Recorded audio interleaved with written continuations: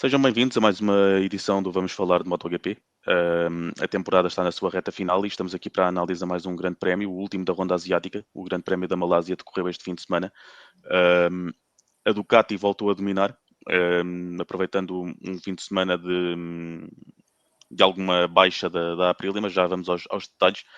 Antes de mais, agradecer aos patronos e às patronas do Vamos Falar de Fundo pelo apoio que dão ao podcast. Quem ainda não é patrono e quiser ser, vá a patreon.com/dff1 e escolha uma das categorias de apoio. Quem não puder ser patrono ou quem não quiser e quiser apoiar o podcast à mesma, siga-nos nas redes sociais e interaja com as pessoas desta comunidade. Quem quiser interagir através de diálogo direto pode seguir-nos pode juntar-se aos nossos grupos de WhatsApp, temos vários. Temos um de 2 rodas, temos um de Fórmula 1, obviamente, e também temos vários outros sobre desporto e não só. Dou as boas-vindas ao Miguel Diodato, que regressa ao podcast. Esta semana somos só dois, mais uma vez. E antes de começarmos por falar sobre o MotoGP em si, vamos começar com o assunto do momento que tem a ver com um acidente brutal que aconteceu na volta de formação do Grande Prémio de Moto3, o primeiro do fim de semana, entre o José António Rueda, que já se sagrou campeão este ano, e o Noah Detwiller, piloto suíço. Basicamente, o incidente aconteceu na volta de formação porque o Noah Detwiller aparentemente tinha um problema na sua moto e o José António Ruedas ou estava distraído com alguma coisa da sua moto ou estava a olhar para os lados ou para trás e estava a ir com alguma velocidade, não viu o Detwiller e chocou contra ele com bastante violência. Ambos os pilotos foram retirados dali, penso que de helicóptero, não vi o incidente em direto, portanto não sei os detalhes, mas penso que foi isso. E o Rueda tem uma fratura numa mão e ficou com uma concussão. Em pior estado ficou o Noah Detwiller, que neste momento, ao que sabemos, está em estado crítico, mas estável, e portanto ainda não está totalmente fora de perigo de vida. E essa é a pior parte do fim de semana. Miguel, tu também viste o incidente nas redes sociais como eu, penso que não viste em direto, mas em Sim, relação a este incidente, é algo que pode acontecer em categorias de motas, mas infelizmente pode ter aqui consequências bastante graves. sim, acho que antes de mais boa noite. Sim, deixa-nos a todos um pouco com o coração nas mãos. Sabemos que estamos no auge, ou seja, no limite do perigo, não é? Que são as 2 rodas e as 4 rodas também, obviamente, e as velocidades que eles a praticam. Ou seja, foi numa altura em que tudo aponta que a velocidade é mais baixa, que não é ritmo de corrida, que não é nada que ou seja, digamos que não é um ritmo perigoso e as coisas acabam por acontecer. Eu hoje penso o que é que. Porque depois de veres o incidente, ou seja, poderia haver ainda estragos bem maiores que aqueles que houve, sobretudo para o Rueda. Eu acho Uhum, que para o Noah já são demasiado altos, sim. mas o Rueda, no meio de todo este azar, foi, digamos assim, aquele que saiu mais ileso de tudo isto. É um bocado ainda. Estamos sempre à espera de notícias, o que é que poderá acontecer, o que é que. E obviamente que esperamos que corra tudo pelo melhor, mas foi de facto.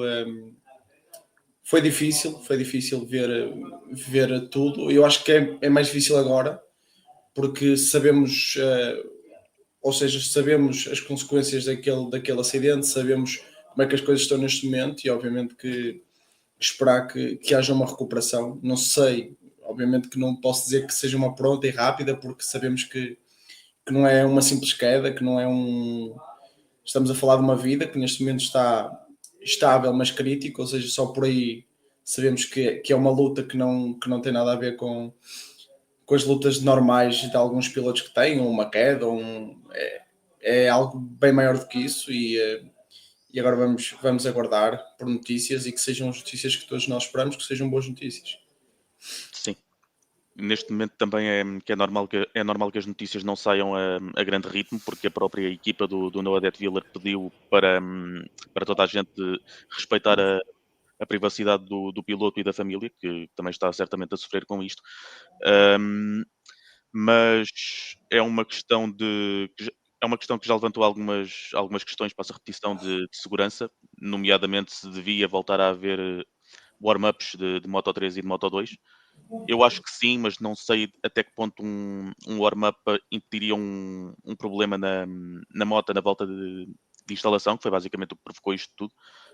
Um, por outro lado, também não sei até que ponto as voltas de formação de MotoGP deviam ser como as de Fórmula 1, em que cada um parte pela ordem em que arranca e não há ultrapassagens. Não sei se é uma medida que poderá ser equacionada depois disto, mas também não. Mas as motas também não funcionam como os carros, também não sei se isto seria viável. Tens alguma ideia sobre isto? Não, voltando um bocadinho ao início, ou seja, em relação ao warm-up, eu sou completamente a favor de haver warm-up para todos, desde o Moto Sim. 3 até o MotoGP. Uhum. Porque, obviamente, que eu entendo que tenha que haver o show, não é? Os pilotos andarem à volta da pista a saudar todo o público, eu entendo toda essa questão, mas também é importante não pensarmos só no MotoGP, pensarmos em todas as categorias. Acho que ao longo de várias temporadas, essas categorias têm sido esquecidas, vivem muitas vezes sobre condições não tão favoráveis, não é? Ou seja, sabemos que existem dificuldades nas categorias de Moto 3, de Moto 2, e acho que retirar-lhes a possibilidade de terem um tempo no domingo de dia de corrida para rodarem, para afinarem algumas coisas, para ultimarem alguns detalhes, acho que é sempre importante e sou a favor delas acontecerem. Ou seja, acho que não. Agora, se acho que isto evitaria, não. Ou seja, Uhum. não é um Certo. arm-up que evitaria o que aconteceu. Acho que as coisas também temos que ser, não é? Problemas nas motas podem acontecer a qualquer altura, né? Exatamente, ou seja, não. Até poderia ser a saída box. Vamos, não Sim. é? Ou seja, é uma coisa que acontece. Ahm, em relação falaste Aos arranques de moto. Aos arranques para a volta de formação no aos MotoGP. arranques da volta de formação, é um bocadinho também como tu acabaste por referir, que são máquinas diferentes, não é? Ou Sim. seja, é muito difícil uma moto permanecer atrás da outra durante toda uma volta, não é? Tudo que. Portanto, acho que não sou a favor de mudar o sistema que está, mas tenho curiosidade em perceber o que é que será a partir de agora, depois de tudo isto. Se bem que é sempre um bocado relativo, porque à partida é um acidente que em parte não deveria ter acontecido, não é? Porque acho que, não sei, porque depois haverá acidente sobre acidente, se agora vai haver outro acidente, depois terá que ser implementadas mais limitações, não sei até que ponto isso será viável, acho que para já como está bom, infelizmente as coisas aconteceram e agora não, acho que não há nada a fazer, só restar que as coisas, que corra tudo pelo melhor. Não é? Sim. Basicamente isto.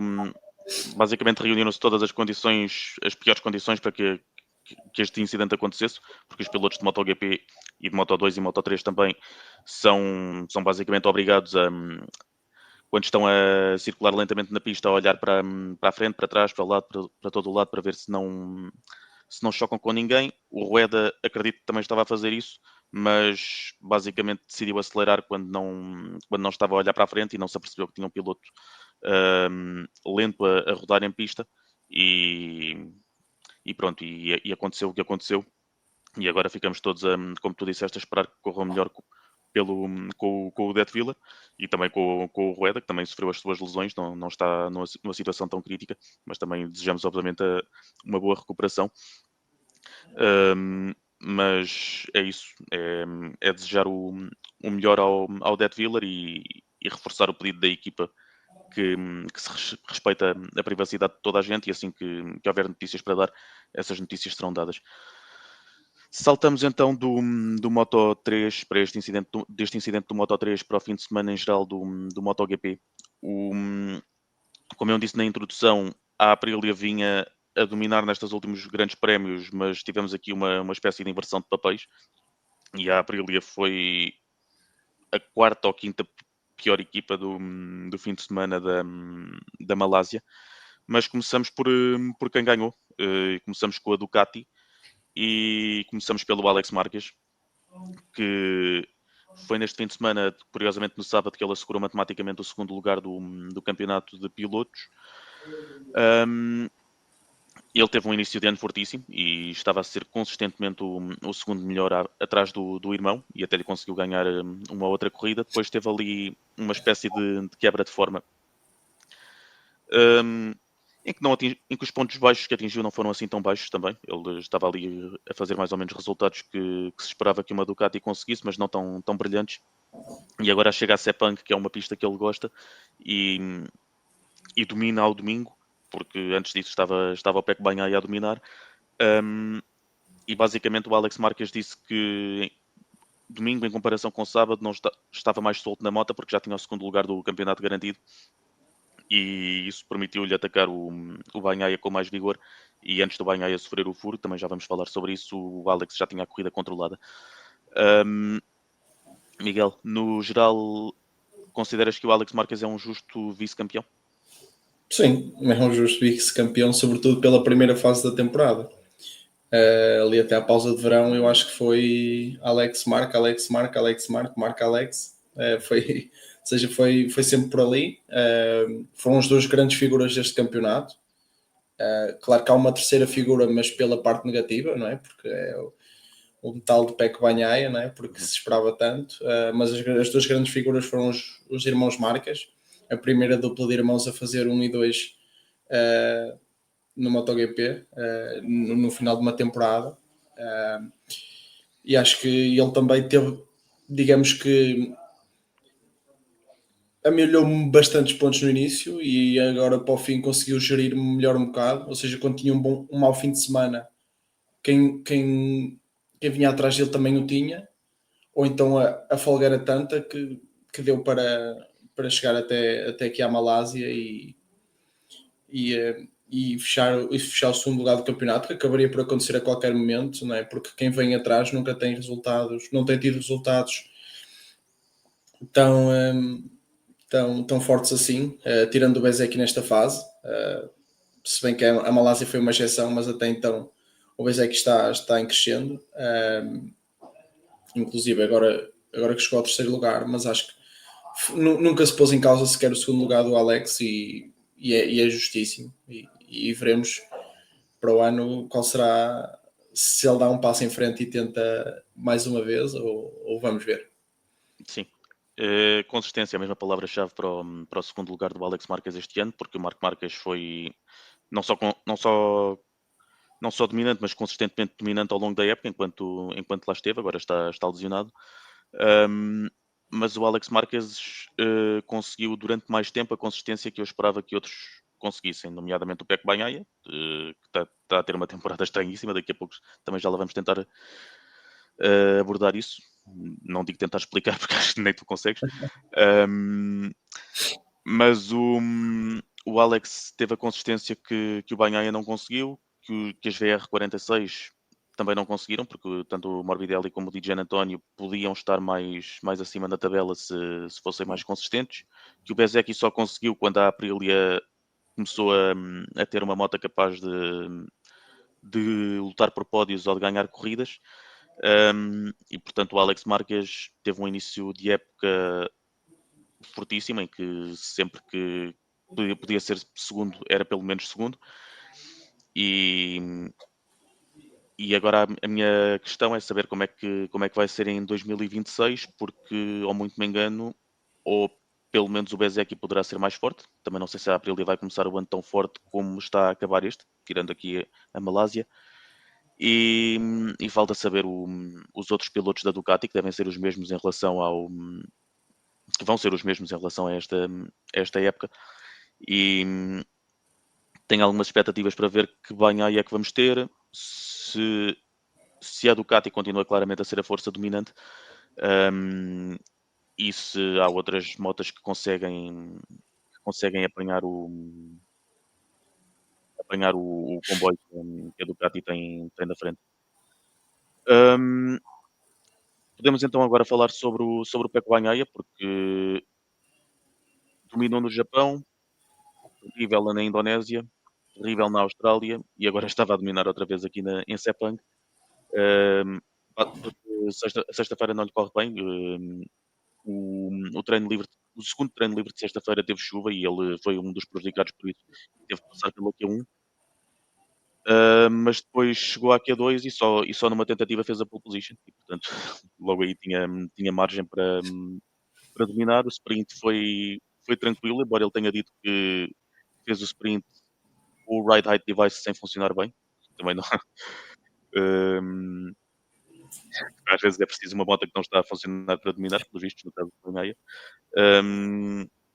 Mas domingo estava a ter mais dificuldades em comparação com o Alex Marquez e com o Acosta, que eram os adversários. Tinha o pódio mais ou menos assegurado até sofrer o furo.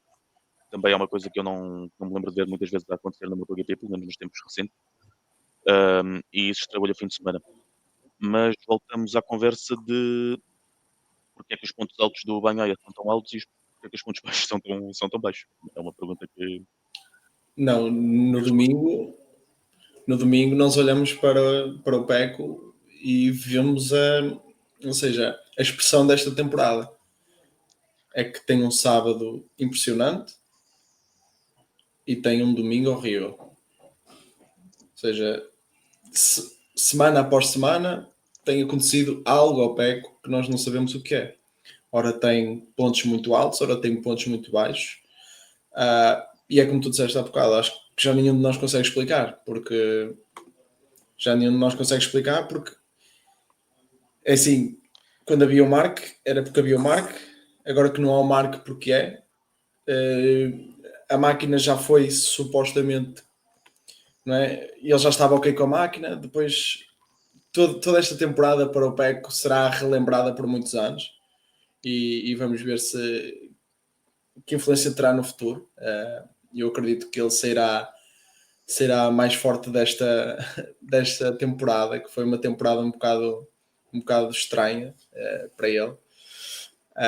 E obviamente eu no domingo estava um pouco pelo Pecco, porque acho que ele também merece assim alimentar o seu ego e alimentar sim. a competitividade que há dentro de qualquer piloto e sobretudo um piloto de MotoGP, não é? Não merece que seja só desastre atrás de desastre. Sim, porque acho que eu já estou a chegar ao Pecco como já cheguei ao Mir, que é aquele que já fico solidário, não é? Aquela coisa Sim. de já foi uma temporada tão difícil que eu acho que até já fico solidário e portanto vamos esperar. Ainda tem aqui duas corridas, obviamente que já não conta para nada, mas para o Pecco qualquer coisa ainda pode contar, pelo menos para tentar recuperar o terceiro lugar, que obviamente que para o Pecco não é suficiente, mas será honroso, porque um terceiro lugar é sempre um terceiro lugar. E acho que não é, até para ele mesmo e para a equipa no geral também é sempre bom ter os dois pilotos no top 3, porque era esse o objetivo. Uhum. E para a Ducati como construtor em si, terminar com 2, 3 de pilotos no campeonato. Mas sim, curiosamente, falavas do João Mir, curiosamente foi ele que beneficiou do azar do Bagnaia, foi ele que subiu ao pódio. O Bagnaia que teve duplo azar porque, tendo em conta o mau fim de semana da Aprilia, se ele tivesse conseguido fechar no resultado em que ia fechar, reocupava a terceira posição do campeonato de pilotos e levava essa vantagem pontual para as últimas rondas, que é o regresso às rondas europeias. Todos estes pontos altos muito altos e baixos muito baixos do Bagnaia aconteceram na ronda asiática e também agora haverá essa curiosidade de perceber como é que o Bagnaia e a Ducati se comportam em pistas da Península Ibérica. E lembrando que só falta mesmo Portimão e Valência para fechar o campeonato. Em relação aos restantes pilotos da Ducati, eu destacaria o Morbidelli, que tinha tido resultados péssimos na última ronda na Austrália e aqui voltou a ter resultados respeitáveis.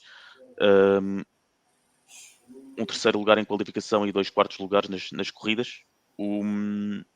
E o Di Giannantonio continua a ser algo prejudicado pela quase incapacidade de se qualificar bem. Ele foi só oitavo e a partir daí tem algumas motas mais aguerridas com quem lutar.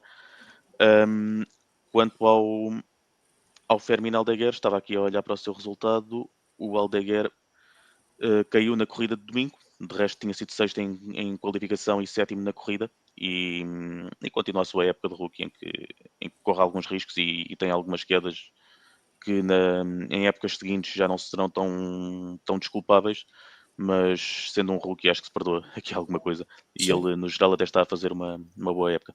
Só para Sendo, fecharmos aqui o capítulo do Ducati. sendo um rookie já com uma vitória, não é? Portanto, Sim. Ele já venceu este ano. o Sobre estes caminho. pilotos? Não, acho que destaco o Morbidelli é sempre um piloto também de altos e baixos. É um piloto um bocado. Ora faz grandes corridas, ora prejudica a corrida de alguém, ora prejudica-se ele mesmo. É aquele piloto que é muito difícil falar sobre, não é? Porque tem de tudo dentro de uma só. Seja dentro de uma só máquina, ele tem de tudo. Obviamente que beneficiou de estar neste momento, neste ano, beneficia em grande parte de ter a marca, de ter a máquina da Ducati, de jogar em casa, não é? Porque joga na BR-46, que é a sua casa, e portanto acho que foi um bom fim de semana para ele. Vamos ver agora como é que termina estes dois. Quero destacar o Fermin, porque acho que já foi o rookie do ano, que não era difícil, obviamente, só tinha O Ogura e o Chantra. o Ogura e o Chantra. Na verdade só tinha o Ogura, porque Sim. o Chantra teve Não de foi tão bem.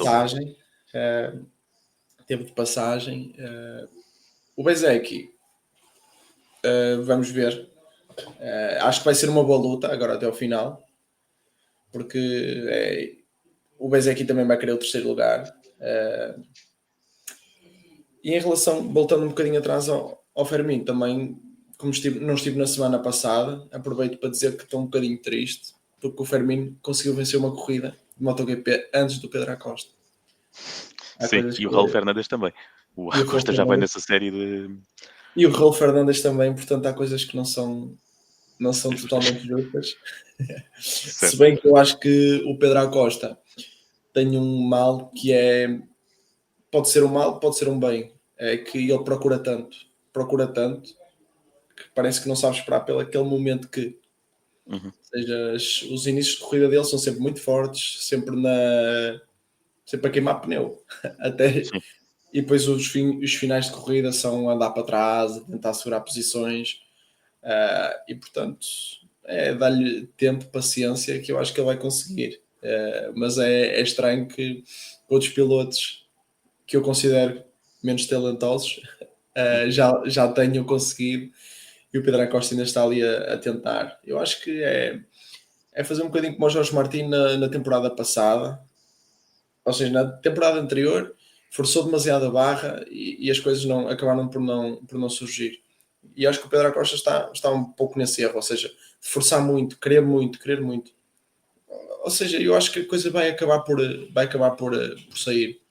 Ele na Gás, eu lembro-me que Portugal, ele fez uma corrida, ok, fez uma boa corrida, fez um pódio, ou seja, é um bocadinho isso. Ou seja, obviamente que ele tem aquela pressão mas eu acho que é ele fazer as suas corridas, gerir, saber quando e as coisas acabam por acontecer. E eu acho que é isso que lhe falta, é essa capacidade de conseguir ler a corrida, não só pensar, eu tenho que ganhar. Ele tem que ganhar, obviamente, ele acabará por ganhar. Mas eu acho que ele tem que saber ler a corrida, gerir bem a corrida. Eu acho que é isso que falta ao Pedro Acosta. E é uma coisa que eu gostaria de que ele melhorasse, porque o talento está lá todo. É como eu digo, eu acho que tanto o Raul Fernandes como o Fermin não têm o talento do Pedro Acosta. Na minha opinião, obviamente, não tem. E acho que o Pedro Acosta, se ele conseguisse gerir essa parte, possivelmente já teria mais que uma vitória no MotoGP. Sim, se eu não me esqueci da estatística que li há 1 ou 2 semanas, o Acosta é apenas um de acho que 4 pilotos de tempo inteiro da categoria do atual MotoGP que ainda não venceram na categoria principal. Acho que era o Acosta, o Marini, o Ogura e o Chantra. Mas eu também tenho ideia que se o Acosta tivesse este ano, se este ano tivesse a KTM que teve no ano passado, já teria ganho alguma coisa, porque a KTM no ano passado estava melhor do que esteve este ano, a moto em si. Eles começaram o ano com os problemas financeiros que se sabe. Agora está o Gunter Steiner ali a tomar conta daquilo. Seja como for, eu acho que aqui em Sepang o Acosta fez uma corrida de gestão de pneus melhor do que em outras, do que por exemplo na Austrália, na Indonésia, etc. E, e não lhe custou tanto manter o segundo lugar como lhe tinha custado nas provas anteriores. De resto, ele continua a ser claramente a melhor KTM. Falava-se de uma espécie de line-up de luxo que a KTM tinha no início deste ano, com o Acosta, o Binder, o Bastianini e o Vinhales, que tem sido rendido nestas últimas corridas pelo Paulo Espargaró, porque o Vinhales está lesionado. Mas o Acosta, fim de semana após fim de semana, vai marcando uma diferença bruta. E depois os outros até conseguem recuperar bem a corrida, falando do Bastianini e do Binder, mas qualificam-se muito atrás.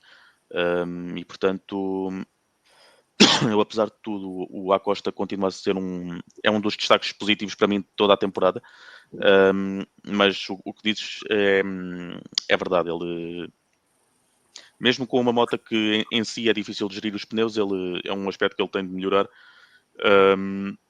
Mas se a KTM lhe der uma moto mais competitiva, eu acho que a vitória vai chegar mais cedo ou mais tarde. Resta saber se a KTM consegue melhorar.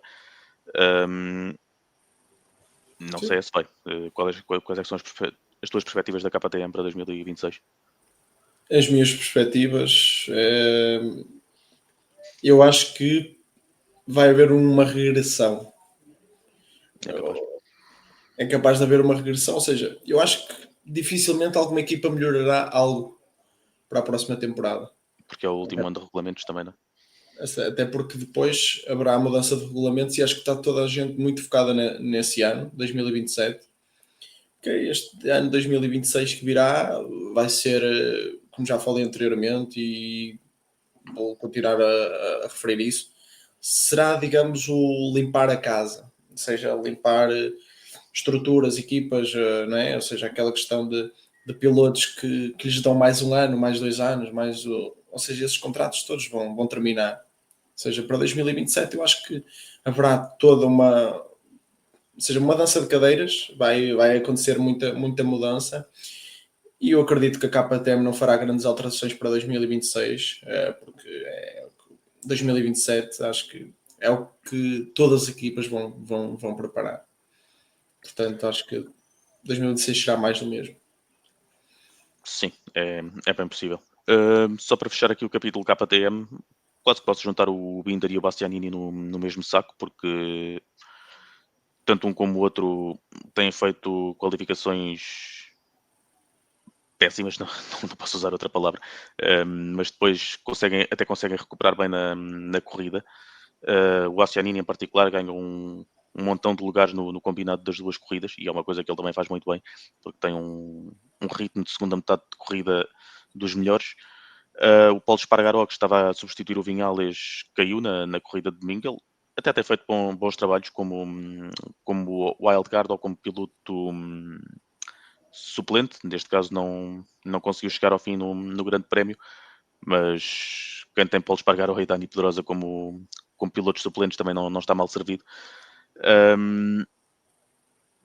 Vamos ver se até quando é que dura a paciência da KTM com a falta de performance em qualificação do Binder e do Bastianini. O Bastianini diz que em termos que lhe custa muito encontrar um setup adequado para a moto ao longo do fim de semana e só depois, quando chega à corrida, é que consegue resolver, mas já parte demasiado atrás. O Binder está a ter um ano que me está a desiludir, confesso. Mas o, mas o Binder e o Bastianini são bons pilotos. Não sei se para o ano ou se neste final de temporada ainda vão conseguir algum resultado assinalável que não seja necessariamente uma recuperação. Sim, eu acho que a KTM tem uma super lineup em todos os ou seja, tanto equipa de fábrica como o Tech 3 como pilotos de testes. Quem tem um Dani Pedrosa e o Paul tem feito resultados muito bons. Portanto, uma semana o Paul está sentado a comentar uma corrida, na semana a seguir está a pilotar uma KTM como se estivesse num dia normal. Quando vamos a ver, obviamente, uma equipa da Ducati tem o Michele Pirro como piloto de testes, obviamente que são, não é, completamente o oposto. Ou E seja, se comparares com os outros construtores também, o Augusto Fernandes na Yamaha, o Savadori na Aprilia, certo? agora estou-me a esquecer de quem é que é o da Honda, mas É o Espargaró ou o Aleix. o Aleix Espargaró, assim. Sim, Que esse tem qualidade, mas esse tem também qualidade, sim, sim. não lhe está a correr bem quando aparece como Sim, ou wildcard. seja, mas quando tens dois pilotos de testes dessa categoria, tens quatro pilotos de um bom nível, obviamente que poderias entregar uma máquina melhor. Obviamente que tu pensas o que é que seria se não fosse todas essas questões financeiras, todo este enredo, o que é que poderia ter acontecido. Mas é como também disseste anteriormente, ninguém chegou perto sequer do nível do Pedro Acosta. Sim. O Enea já o Enea está a fazer neste momento o que fazia na Ducati. Muitas vezes, ou seja, as segundas metades de corrida são muito boas. Só que numa Ducati qualificava bem, chegava lá na frente e muitas vezes aparecia e acabava por obter bons resultados. Neste momento, qualifica mal, começa muito atrás, recupera. Mas o que ele recupera não dá para ser sequer um resultado que reflita realmente a qualidade do piloto em si. Porque eu acho que o Enea é piloto para muito mais, então o Binder nem se fala, porque o Binder é uma aposta da KTM há muitos anos. Sim. Digamos que é o E a sua piloto da última casa. renovação de contrato foi de 2 anos, precisamente por aquilo que ele estava a dar. Normalmente só Exatamente, ou renovas por seja, um. é o piloto da casa, digamos que que era até há bem pouco tempo a imagem da marca, até para ser um tal de Pedro Acosta. Mas este ano o Binder na temporada passada até tinha feito uma temporada, digamos que aceitável. E este ano teve uma temporada para mim muito aquém. Ou seja, quando tu andas à procura na grelha a ver em que posição está o Binder, já chegamos a esse ponto este ano. Ou seja, acho que foi um ano muito mau. Uhum. Eu diria que de todos eles, talvez o Brad Binder tenha sido aquele que mais me desiludiu, honestamente. É possível. Porque acho que era um piloto que eu apontava, honestamente, para o Maverick. Acharia que poderia ser o piloto mais em baixo da KTM no geral, pelo seu histórico, não como piloto, porque acho que também é um piloto de um nível muito alto, mas por as questões extra corridas, porque sabemos que é sempre um piloto que pode criar um problema ou outro e depois já não. Ou seja, que pode ser até um bocadinho conflituoso Uhum. e acabou por até ter resultados, conseguiu algum resultado ou outro assim de destaque, enquanto o Binder obviamente está à frente do Maverick no campeonato, mas ainda assim, ao nível que nos habituou e ao nível que nós acharíamos que o Brad Binder estaria este ano, acho que deixa muito, muito a desejar. Para Sim. 2026 veremos. Resta saber também se o Vinhales ainda faz mais alguma corrida esta temporada. Ele voltou agora a parar por causa de uma lesão no ombro que já o estava a incomodar anteriormente.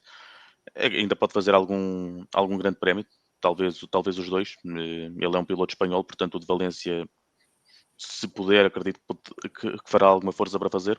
E Portimão também não é longe, portanto poderá fazer os dois. Mas sim, a KTM em si tem coisas para melhorar e os seus pilotos, sobretudo os três que não se chamam Pedro Acosta, têm algum trabalho a fazer para chegar ao nível do Acosta. podemos agora falar sobre a Honda, porque parece que este fim de semana era pelo menos o terceiro melhor construtor, e isso não se vê todos os fins de semana. O Joan Mir conseguiu um pódio no domingo, caiu no sábado e voltou a dizer que as quedas estão. Que é porque tem que compensar muito com a frente da moto, isso é uma coisa que pegaria se o Marini não tivesse só uma queda este ano, que é o colega de equipa dele. Um, mas sim, o Marini qualificou-se mais atrás e o Mir foi consistentemente rápido ao longo de todo o fim de semana, tirando a queda da sprint, e conseguiu o seu pódio quando o Bagnaia teve o seu furo. E isto mostra que o Joan Mir, quando consegue manter-se em cima da moto e quando a Honda tem ritmo para tal, é um piloto rápido. E ele é campeão do mundo em circunstâncias muito extraordinárias, mas já tem várias vitórias em corridas. E aqui conseguiu corresponder para a Honda com um bom resultado. Como é que viste o fim de semana do Mir? Não, acho que vi um fim de semana em que eu próprio, não é, como eu já falei também anteriormente, já criei aquela ligação de, de alguma. Quem caiu foi o Mir, não é? Normalmente Sim, é assim quando nós estamos a bandeira ver. amarela, quem é que caiu? Sim, quem caiu foi o Mir. Mas acho que este ano teve resultados muito bons. Ou seja, nós vamos voltar atrás e vamos falar Honda. Ou seja, vamos voltar atrás no início da temporada e eu lembro-me que na Ducati o Tardosi dizia que a Yamaha ia ser a segunda moto, não é? Ou seja, a moto que iria rivalizar com a Ducati neste início de temporada e nesta temporada. E a verdade é que a Honda, aos poucos, foi tendo resultados de grande valor. E foi já não sendo o bobo da corte, não é? Ou Sim, seja, conseguiu uma vitória em Le Mans, conseguiu um pódio no Japão, conseguiu agora este pódio na Malásia, os dois através do Joan Mir. o E Zarco já ganhou uma corrida com a LCR. exatamente, o Zarco, como eu já tinha dito, ou seja, o Zarco venceu uma corrida, foi tirando o Chantra, obviamente não estou eu Sim, sequer a ir para o Chantra, tirando esse, todos eles conseguiram ser competitivos, conseguiram uma outra corrida fazer resultados de relevo e alguns resultados próximos daquilo que é a real valia de uma marca, e já falo da marca no geral como a Honda, não é? Porque obviamente a Honda espera-se que esteja em lugares de pódio, esteja perto do pódio, não é? E portanto as Hondas este fim de semana, no geral, acho que foram bastante fortes. Obviamente que destacando o Mir, e vamos ver como é que será. É como eu disse, também acho que 2026 não haverá muita, muita evolução, mas esperamos que a Honda consiga manter este ritmo e esperamos que o Mir também consiga manter o ritmo e obviamente que diminua o seu número de quedas, porque acho que isso nós às vezes também pensamos o que é que seria se não fossem estas quedas todas, porque acho que uhum, sobretudo este ano tem tido resultados que até nos calam a muitos de nós e afinal as coisas até têm resultado e a Honda até tem feito um trabalho engraçado. Acho que se dissessem no início do ano que a Honda ia ter dois pódios, a equipa oficial dois pódios e a LCR sim, ia ter uma vitória pelo Zarco na França, eu dizia que certo. alguém estava maluco e a Uhum. verdade é que a Honda conseguiu resultados de relevo e acho que é a marca nipónica que realmente está em destaque esta temporada, pela positiva. Não é Sim, difícil, elas só são duas, mas ainda assim uhum. A acho que comparação com a Yamaha é muito grande. E é muito grande também a diferença da Honda para a Honda de há 2 anos, em sim, que olhávamos para a tabela e víamos todas as motas japonesas nos últimos lugares, numa altura em que ainda estava lá o Marco Marques.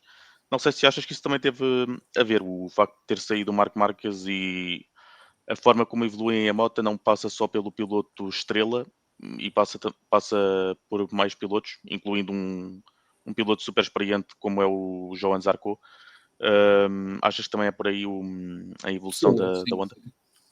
Sim, porque também. a Honda neste processo também teve que se desprender um bocadinho da figura Marc Marques, porque Sim.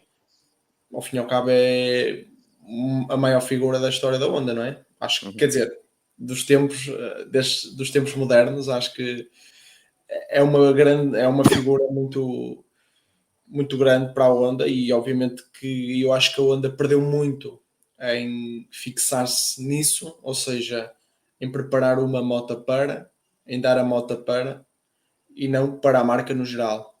Ou seja, acho que e ou seja, focava-se muito no Mark e se calhar esquecia um bocadinho aquilo que era a evolução da moto e depois de perder o Mark é aquela coisa de agora perdemos o Mark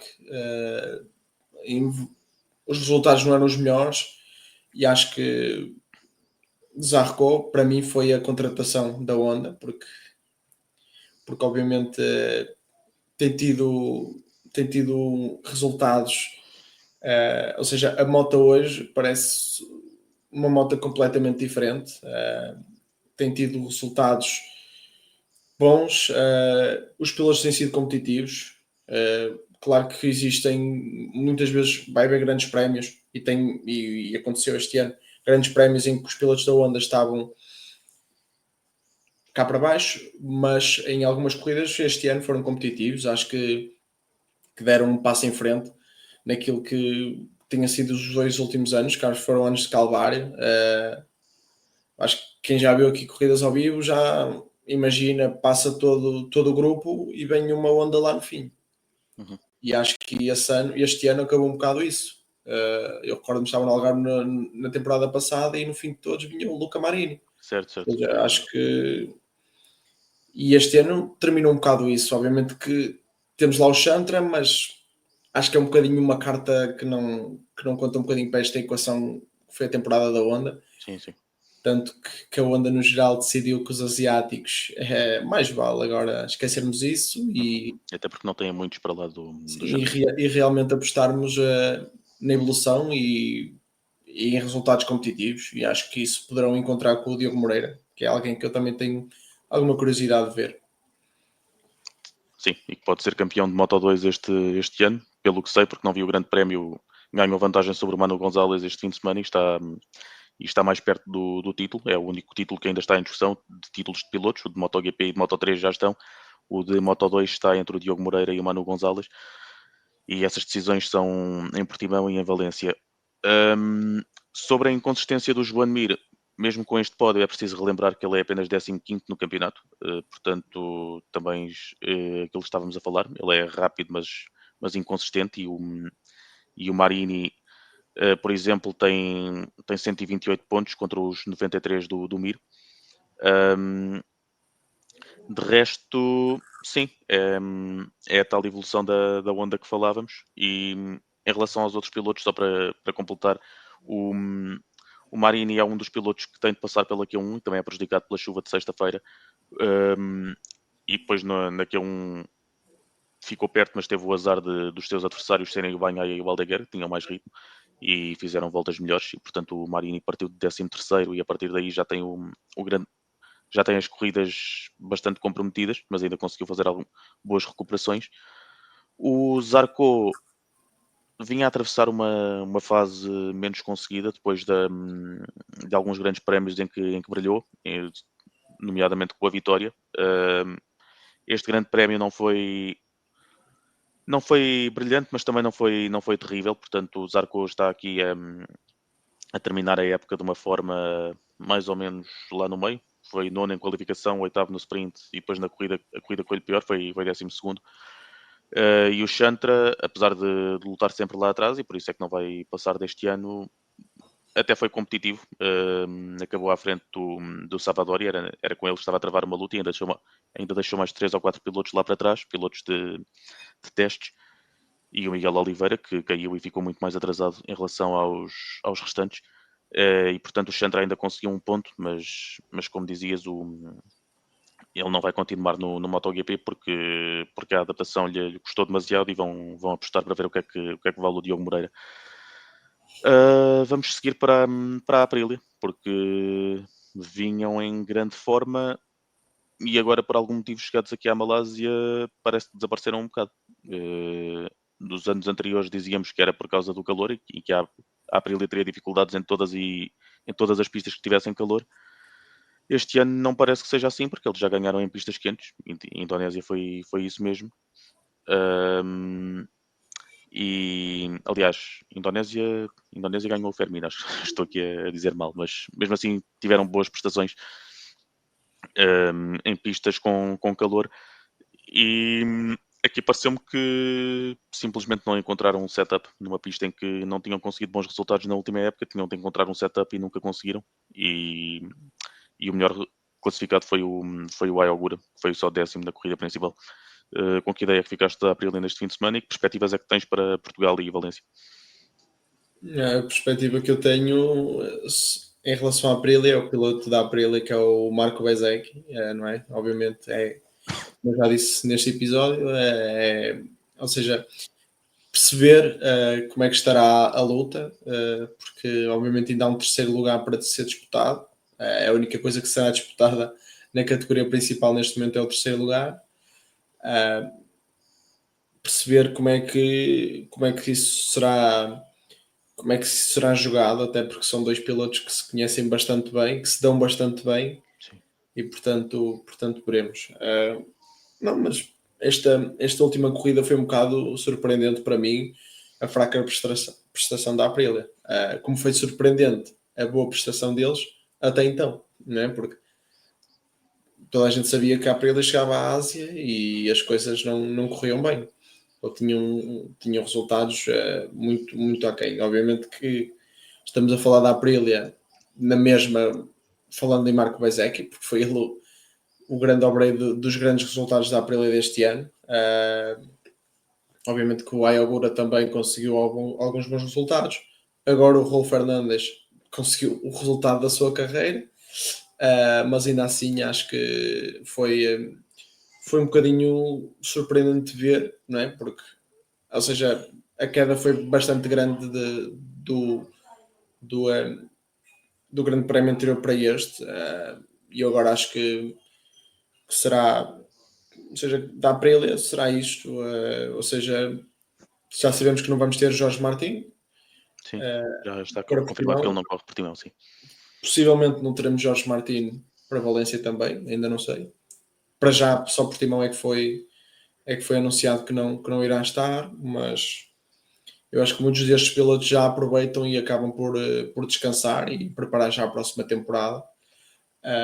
E acho que neste fim só mesmo o Bezzecchi fará resultados porque precisa deles também para essa luta do terceiro lugar. Os outros acabam por terminar a temporada com um resultado. Ou seja, não tenho grandes expectativas de resultados bastante elevados, tirando o Bezzecchi, porque eu acho que será ele que fará o resultado com que a Aprilia se consiga orgulhar e ele mesmo. E acho que é o único piloto que lutará por algo até o fim desta temporada.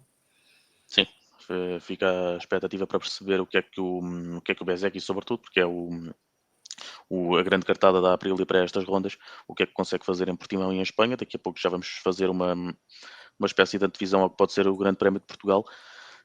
Falta-nos falar sobre um construtor, que é a Yamaha, que voltou a ser mais do mesmo, neste caso com Fábio Quartararo na frente e os outros pilotos mais atrás. A diferença é que o Quartararo desta vez aguentou-se bem nas corridas e não foi andando para trás com pneus distribuídos e com pouco ritmo.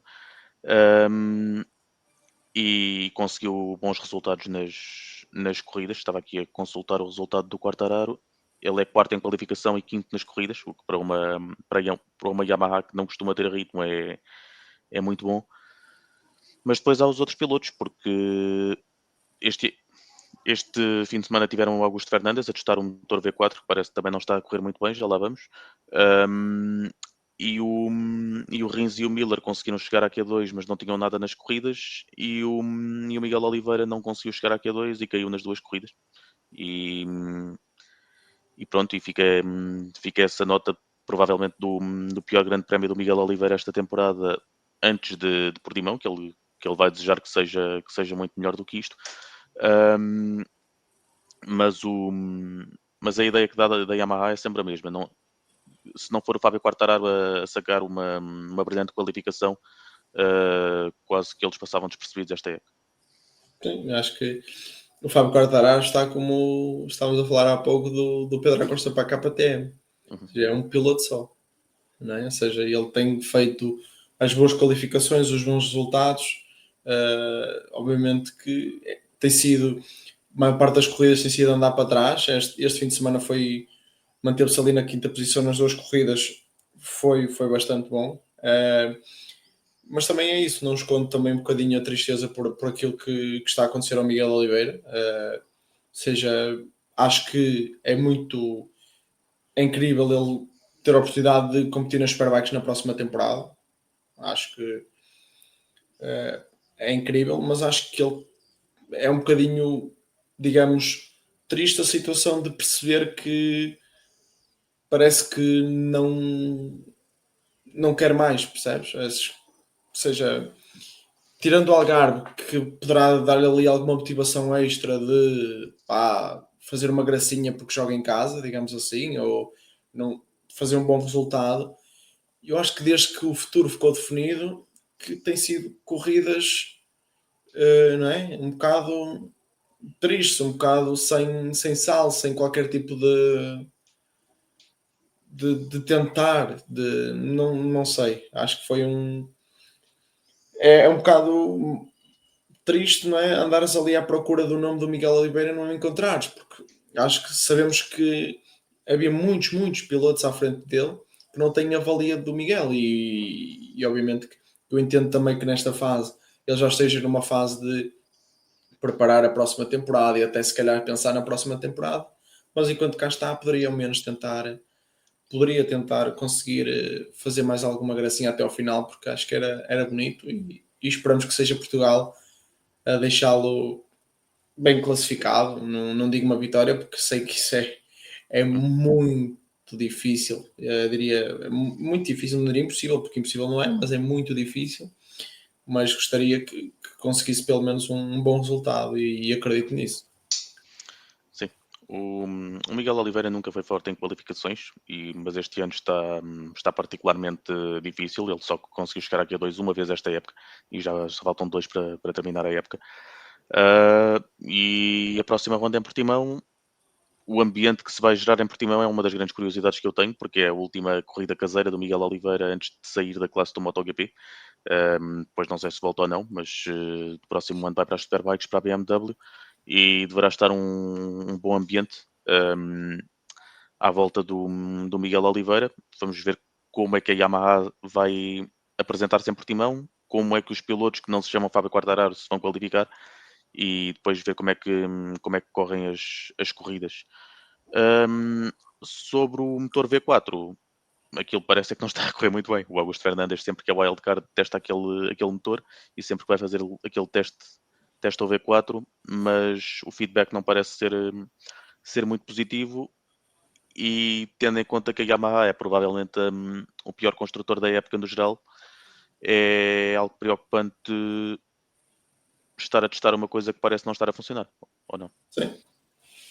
Eu não sei quem é que achou boa ideia estar a testar e as coisas não estarem a correr bem, não é? Porque não sei, acho que vamos ver se não será dinheiro deitado fora, Uhum. mas tem sido de facto um bocadinho decepcionante estes testes, este teste motor V4, acho que não sei, sinceramente não sei mesmo o que dizer sobre, mas tem sido, tem sido muito desapontante. Sim, parece que o feedback do Augusto Fernandes é que a moto não responde bem com pneus usados. O problema é que a época de 2026 já está aí à porta e não há muito tempo para resolver o problema. Eu acredito que o Augusto faça os testes de Valência, ou se não fizer, peça a alguém que não seja o Miguel Oliveira, porque ele não continua, que teste o V4. Um, mas são os tais sinais preocupantes da Yamaha, tendo em conta que todos os outros construtores ou estão bem agora ou mostram sinais de melhoria. A Yamaha, não, tirando os resultados do Fábio Quartararo, não parece mostrar essa evolução. Só uma coisa que me esqueci em relação ao tema do Moto3. Alguns pilotos de MotoGP falaram no final, acho que foi o próprio Pecco Bagnaia que disse que a corrida de Moto3 não devia ter acontecido, e eu concordo, porque quem gera estes espetáculos vai muito com a ideia do show must go on, mas quando acontecem estas coisas eu acho que podia perfeitamente ter sido cancelada a corrida de Moto3, até porque o campeonato já está decidido, e depois continuava-se só com o Moto2 e com o MotoGP. Mas o que eles fizeram foi uma mudança de calendário, fizeram o Moto3 à mesma e depois passaram o Moto2 para depois do MotoGP. Também concordas com esta ideia do Bagnaia, que o Moto3 não devia ter acontecido? Sim, também concordo, mas em parte também concordo, é que, ou refiro que muitas vezes essas, é como eu já disse, são muito esquecidas, não é? Porque na Austrália adia-se horários de corridas ou muda-se horários de corridas porque os senhores do MotoGP querem ter um bom tempo para correr. Uhum. Mas, por exemplo, ninguém pergunta ao Moto2 e ao Moto3 se eles querem alterar a hora. Certo. Ou se eles se sentem bem a correr. Ou seja, é um bocadinho... É diferente, mas ao mesmo tempo é um bocado parecido. Ou seja, não é? Nós sabemos que dificilmente alguma equipa de Moto3, Moto2 terá voz para dizer assim, isto não pode, isto não. Ou seja, infelizmente é o que tem acontecido. O dinheiro está na mesa, tem que se aceitar correr, não é? Uhum. Ou seja, como tu dizes, show must go on, ou seja, ok, pago, tá, tem que escorrer. E acho que é um bocadinho... É o que é. Sim, é o que é, e o MotoGP como categoria principal terá sempre mais peso do que o Moto2 e do que o Moto3. Expectativas para Portimão. O que é que parece? Quem é que achas que pode Ora, ser eu o favorito? espero um bom ambiente. O Miguel Oliveira é um piloto muito sortudo, porque mesmo o Miguel nunca tendo tido sequer sido campeão do mundo, acho que tem um apoio de campeão do mundo, porque Sim, acho que quem já foi ele a há sempre Portimão pessoas para ir, ou quem já independentemente. viu alguma coisa sobre Portimão, mesmo os próprios pilotos do ano passado ficaram sobretudo impressionados, porque Portimão tem levado cada vez mais gente. Este ano não espero assim grande afluência, tendo em conta que Miguel Oliveira para o ano já não estará e muita gente pode perder essa gana, digamos assim, de ir, mas acho que será um bom, um bom grande prémio. Obviamente, para alguns gestão, para outros ainda tentativa de terminar bem a temporada, e espero, já que não vou ver Moto3 campeão de Moto3 nem campeão de MotoGP, espero que o campeonato de Moto2 fique já decidido em Portimão, porque ao menos assim vejo alguma festa, e espero que seja uma boa temporada e que Portugal mostre que merece receber o MotoGP. Acho que isso é o mais importante. Muito bem, fica feito mais um episódio do Vamos Falar de MotoGP. Nós voltamos daqui a 2 semanas, esperemos que com 3 pessoas da próxima vez. E voltamos daqui a 2 semanas para analisar o Grande Prémio de Portugal, o penúltimo desta temporada de 2025. Até lá.